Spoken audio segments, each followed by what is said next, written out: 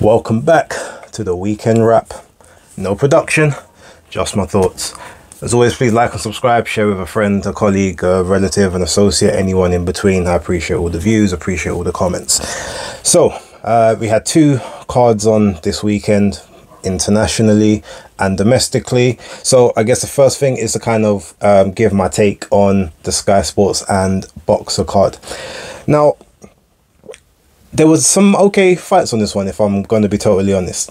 I didn't watch the entire fight, but the Corey Gibb versus Jimmy First rematch, from what I saw, was pretty much similar to the first fight, except there was a couple rounds from the first one where I feel like Jimmy First actually took a bit more of the action to Corey Gibb in the first fight than he did in this one. From what I saw, it looked like Corey Gibb was just on his toes, sort of moving and shaking throughout the entire fight, not really giving Jimmy any chance to set his shots, set up any particular counters, or, you know, even be able to set traps. So it was a very clean sort of redemption. Obviously there was no gum shield dropping out this time, so that was a benefit to Corey. Hopefully now he's got a personalized gum shield and not just one off the rack, because he can't afford to be losing fights based on, you know, faulty equipment like he did last time. But what other decent fights were there on the card?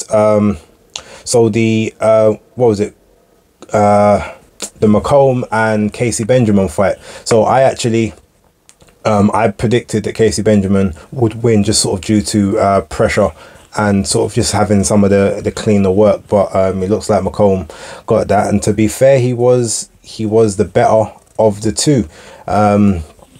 Yeah, he basically hit and moved. He kept up a good pace throughout the fight. I think Casey Benjamin was expecting him to tire a lot more than he did, but even when he was tired, he was still able to sort of slip on the outside of Casey Benjamin's jab. But when they did sort of get in close, you would see Benjamin really twisting his entire body into each shot, trying to take away the legs of McComb, and obviously that was his plan, to try and stop the movement. But I feel like he just kind of started a bit late. Had he have been able to do that from a couple rounds earlier than when he did, fight maybe could have went in his favor, but overall the right person won.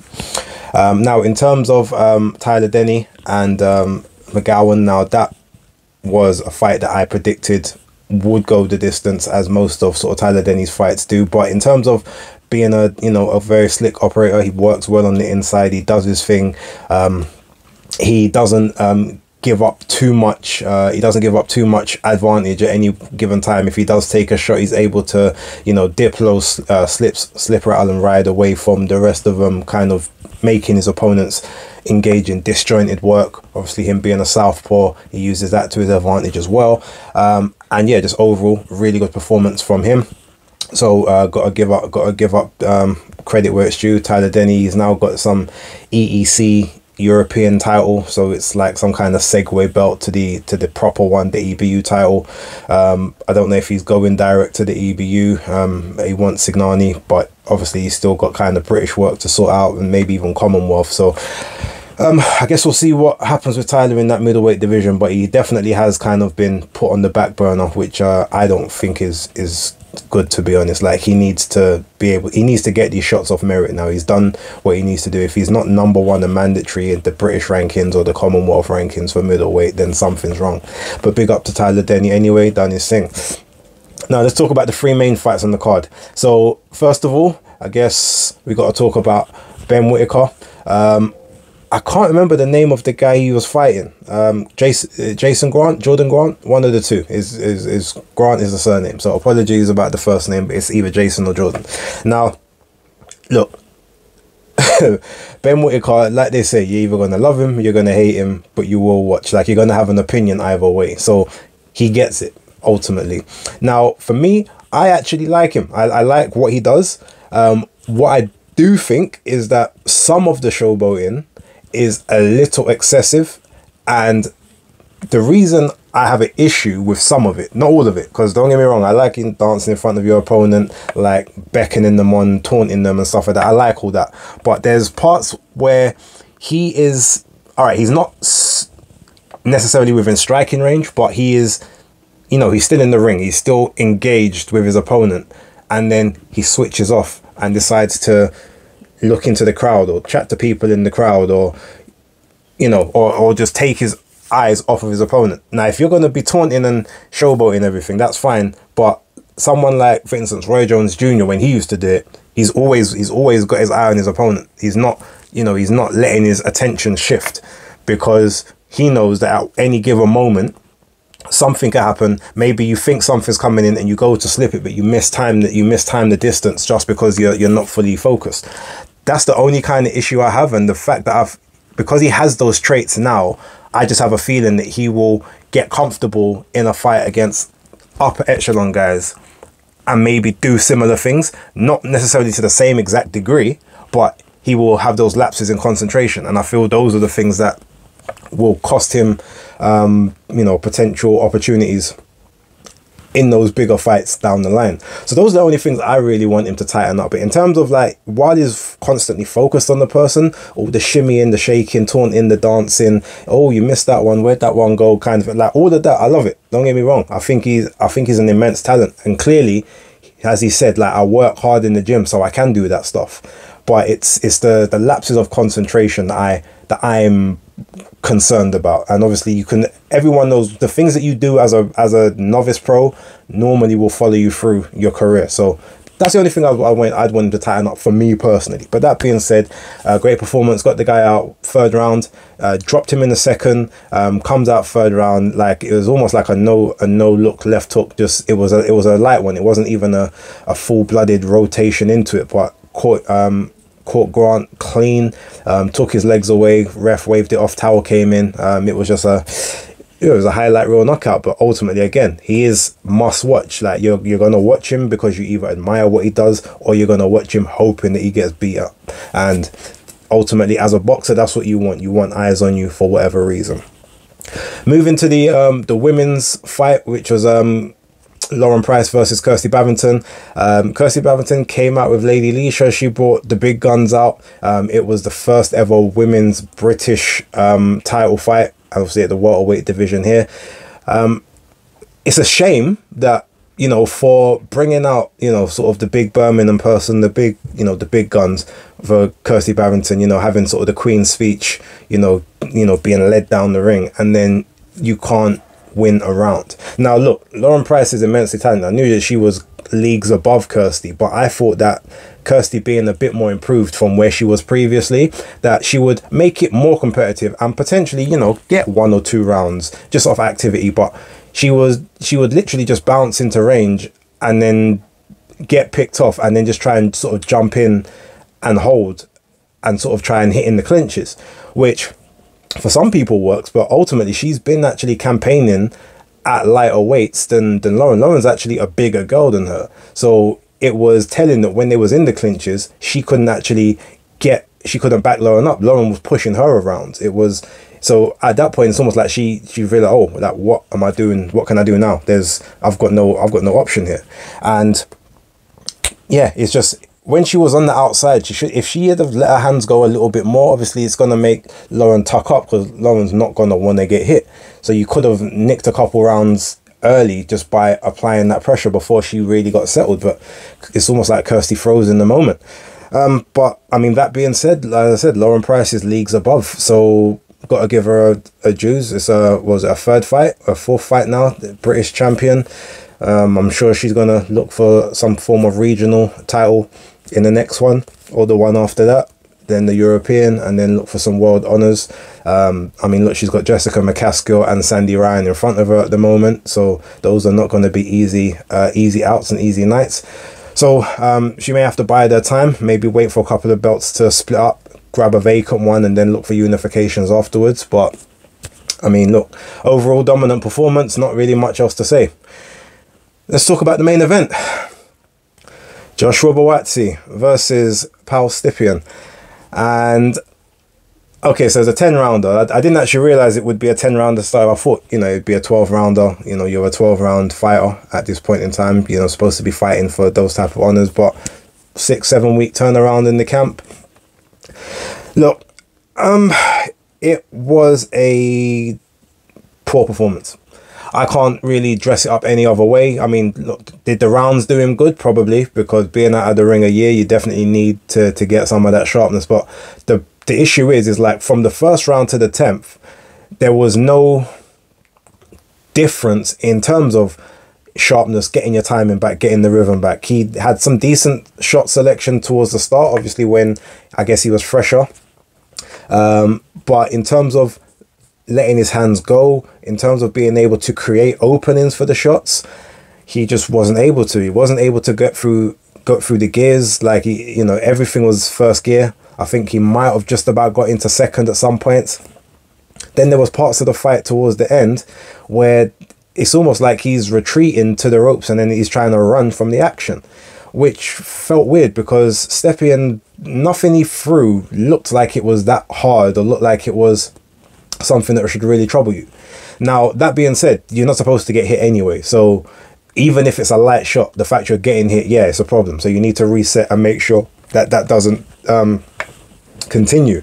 But even then, it's just like, I'm looking at it and I'm just thinking, there's no urgency. It's almost like there's no gas tank. It's not even like, oh, you've thrown a couple really big salvos and now you need to take a break. So it's just, everything just looked off. Now, ring rust is maybe one thing, but I don't know. It was a labelled performance. Now, look, to give Stepien his credit, I saw a couple of his fights, but obviously they weren't really at a big level, or, you know, like a substantial level for me to say, okay, well, he's going to cause problems to like Buatsi or Callum Smith or anyone like that. But to be fair, one thing about him, his footwork, very, very good footwork. His feet always stayed under him. He never threw himself off balance. He never threw without having a solid base underneath him.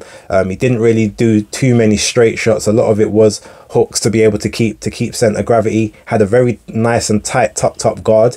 Johnny Nelson said that, oh, like he just basically came to survive. He never really came to exchange. But I disagree. I think he came to not give away stupid opportunities.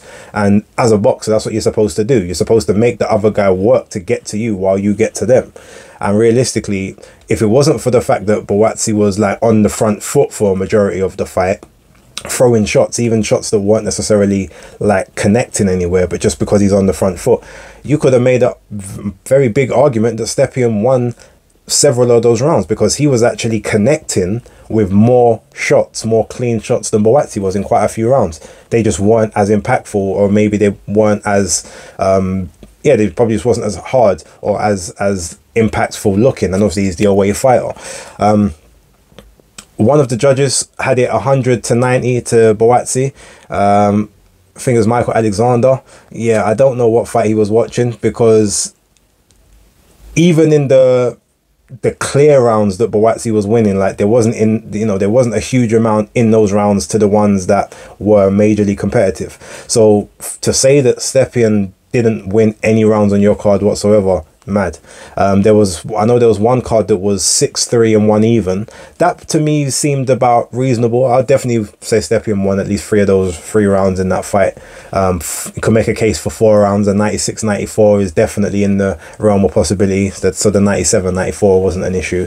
And even the 98-92 one, I don't have a huge problem with. Like, yeah, there was a couple swing rounds in there, but to swing everything Buatsi's way showed clear favoritism.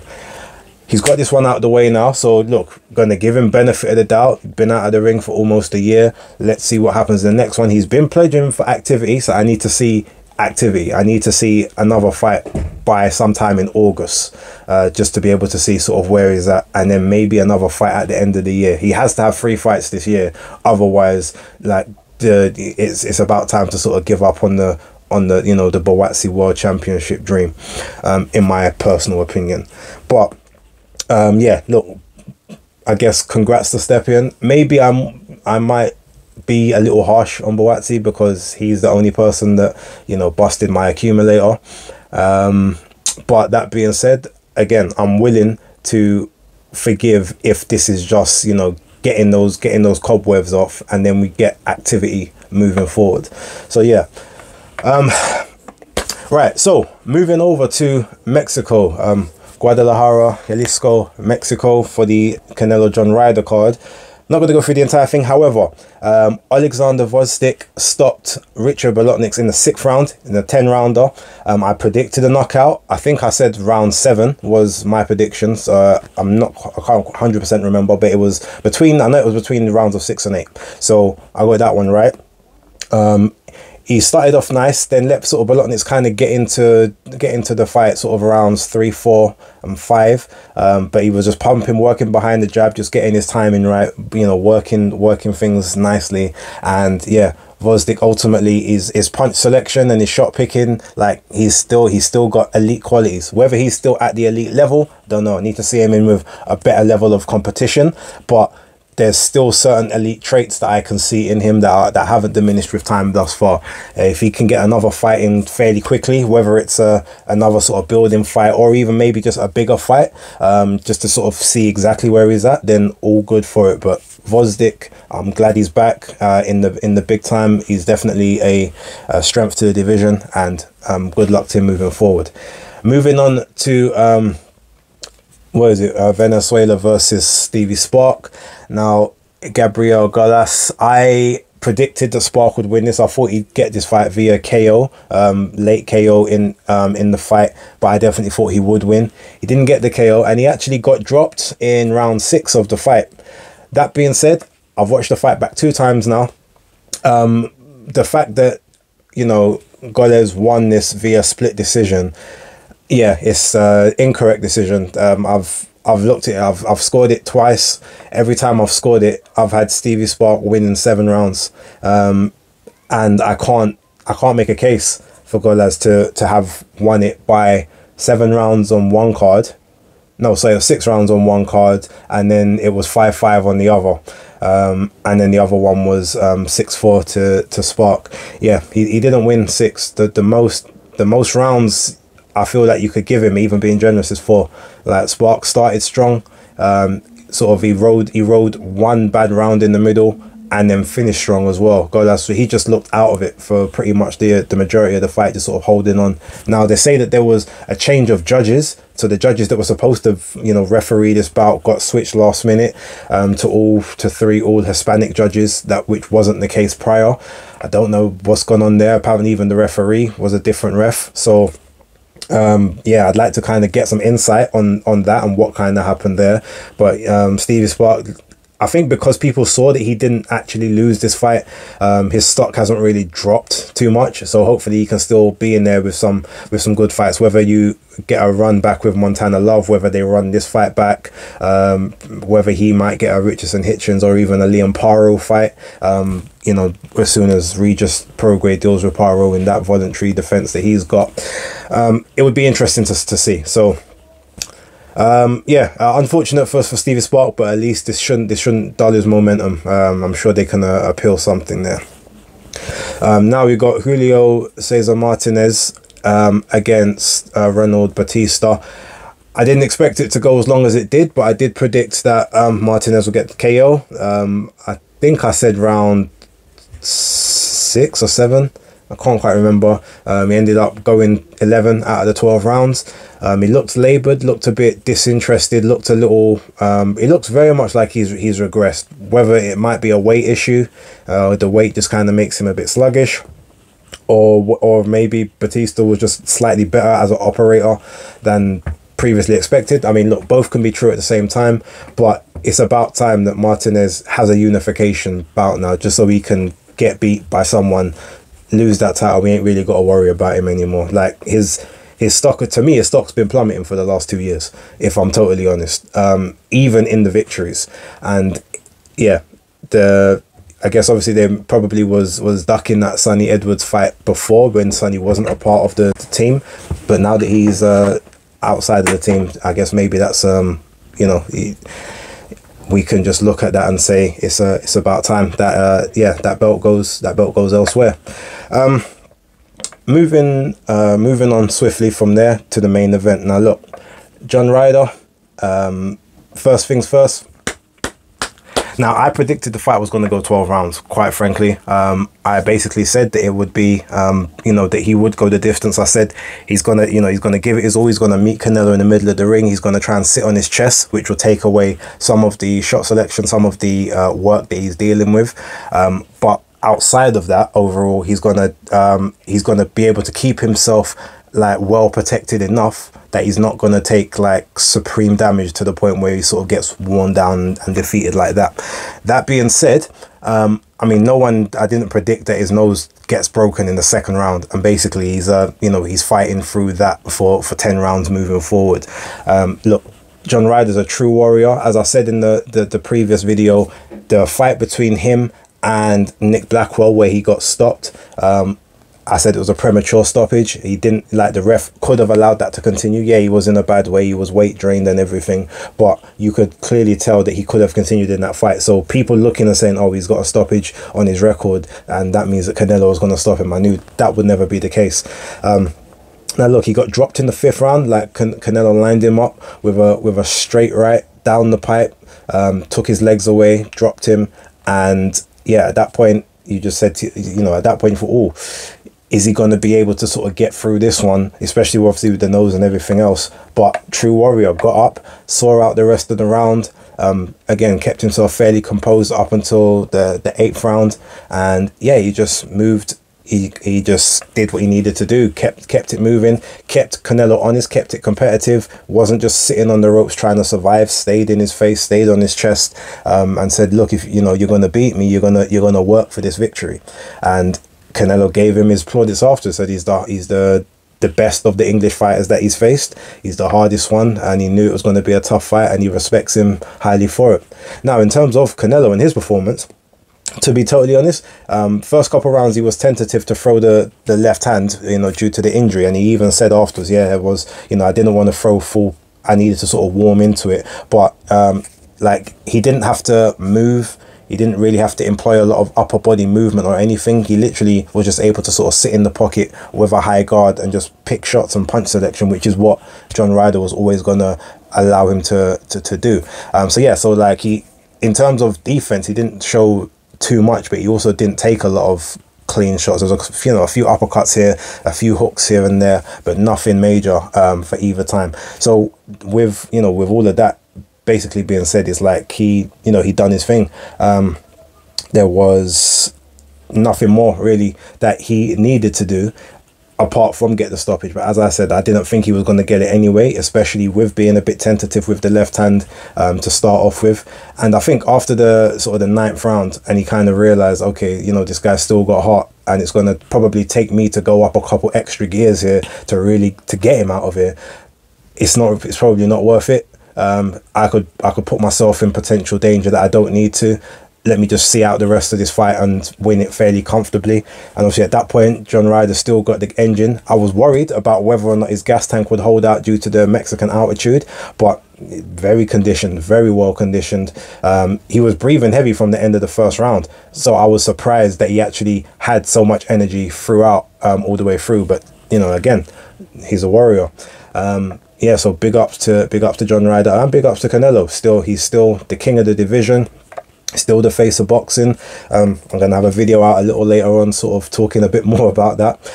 And yeah, overall, like, he is still the guy to see. And yeah, while there is a little bit of slippage there would always be, there's still no one in the 168 division that I can see that is touching him, with the exception of potentially someone like David Morrell, and even that has to be like a year down the line, like, you know, two or three fights away.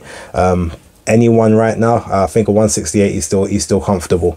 So well, actually, I'll say David Morrell, potentially Dimitri Bivol. He's saying, I'm not taking the rematch with Canelo unless it's a 168. So I guess we have to find out what's going to happen there. So there's going to be another video out later on today, which I wanted to put out yesterday, but I'm going to actually do it and upload it a little later on today, and there's going to be another one tomorrow. So I'm going to cut this one short. That's pretty much the weekend all wrapped as far as I'm concerned. One last thing, as I did put on Twitter, there is one thing that we learned yesterday, or I guess early this morning for us, and that is that John Ryder is more Mexican than Ryan Garcia. official. Right, but that's the weekend wrapped up. Thank you very much, and I will catch you on the next one. Peace.